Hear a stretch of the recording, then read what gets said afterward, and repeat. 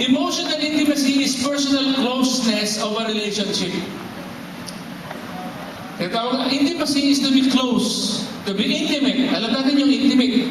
Ito yung pagiging mong isang malapit sa isang tao na meron kang relasyon. Either parent, or brother, or sister, or friend, or classmate.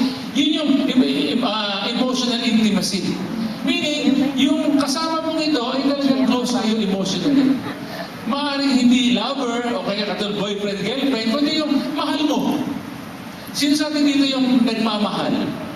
Mahal mo yung nanay mo, tatay mo. Mahal mo yung kapatid mo. Mahal mo yung eskwela mo. Mahal mo si pastora. Mahal mo si pastor. Yun yun.